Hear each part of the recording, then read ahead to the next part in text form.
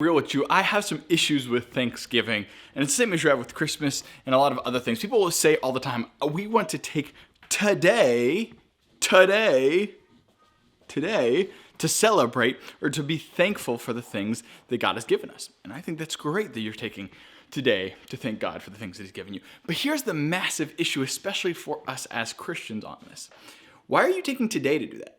Why aren't you taking every day to do that? Because us as Christians, shouldn't we be giving thanks every day?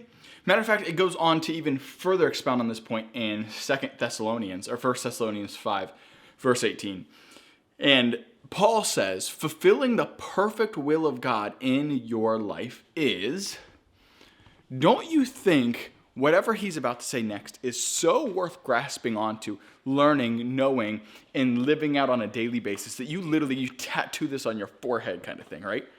Fulfilling the perfect will of God for your life is, right? Because I get this question all the time. Cody, what is God's will for my life? I get the question all the time. What is God's will for my life? Paul tells you right here in 1 Thessalonians 5:18. He says, fulfilling the perfect will of God in your life is rejoicing always, praying without ceasing, and giving thanks in all circumstances.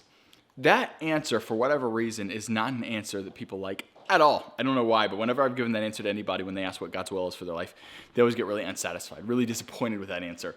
And I think the reason is because they want it to be what job they're supposed to have, what girl or guy they're supposed to marry, or something like this.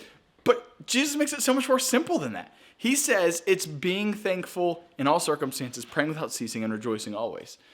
And people always want to skip that to get to the good stuff, but here's the problem. Are you doing those things? If you're not doing those things, you're not doing the very thing that God's asked you to do in the first place.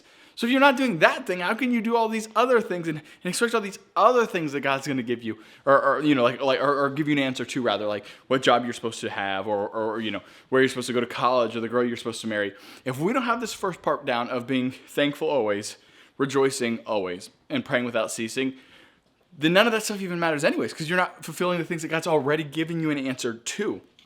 So my challenge to you is, how well are you doing in the space of rejoicing always, praying without ceasing, and giving thanks in all circumstances? If you're anything like me, you've got some room to improve. My challenge to you is that you don't take today on Thanksgiving to do that, but you take every day as an opportunity to do that. If you would subscribe, helps us get this out to more people.